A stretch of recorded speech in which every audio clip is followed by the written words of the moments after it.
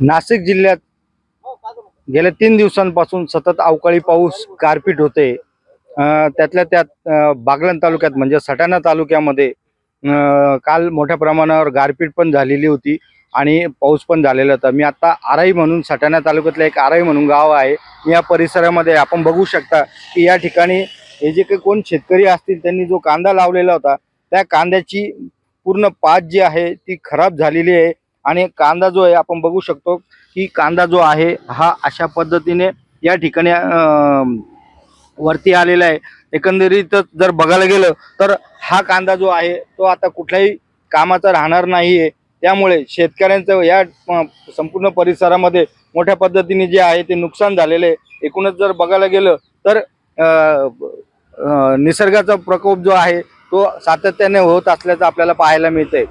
नंदुरबार तालुक्यात काल सायंकाळी आलेल्या वादळी वाऱ्यामुळे शेती पिकांचं प्रचंड असं नुकसान झालेलं आहे. शनी मांडळ परिसरात खरं तर ही परिस्थिती बघितली तर कांद्याचे रोप तयार करण्यासाठी जे बीज तयार केलं जाते त्याचे रोप जे ते या ठिकाणी लावण्यात आले होते. मात्र काल या शेतामध्ये अक्षरशः गारांचा पाऊस पडला. मोठ्या प्रमाणात गारांचा खच या शेतांमध्ये होता आणि त्यामुळे या शेती पिकांचं मोठ्या प्रमाणात नुकसान झालेलं आहे. आपण पाहू शकतो या शेतामधले अनेक कांद्यांचे जे रोप तयार करण्यासाठी जे लागवड केली होती ते पूर्णतः या ठिकाणी जमीनदोस्त झाल्याची आपल्याला या ठिकाणी पाहायला मिळते. आपल्यासोबत शेतकरी आहेत.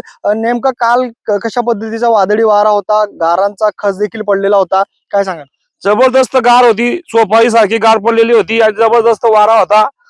ते माणूस जर असता ते मेलाच असता या ठिकाणी. इतका चर लागलेला होता माझ्या शेतामध्ये या डोल्या बीच्या बेबी मध्ये. किती एकर आपण 2 एकर कांदा बीज राहण्यासाठी मी कांदा लावलेला आहे. सध्या म्हणून कांदा घेतलेला आहे 2000 रुपये क्विंटलने. 40 क्विंटल कांदा घेऊन इथं लावलेला आहे आणि हे बी तयार करतोय मी. आणि जवळजवळ माझं 70% नुकसान झालेलं आहे.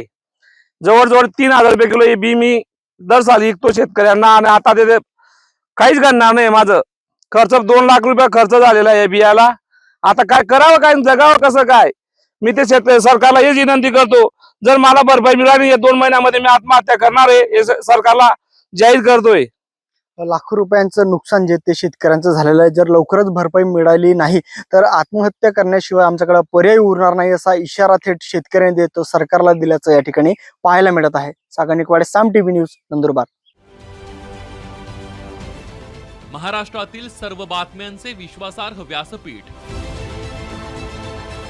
सकाळच्या सर्व सोशल मीडिया प्लॅटफॉर्मला लाईक, फॉलो आणि सबस्क्राईब करा.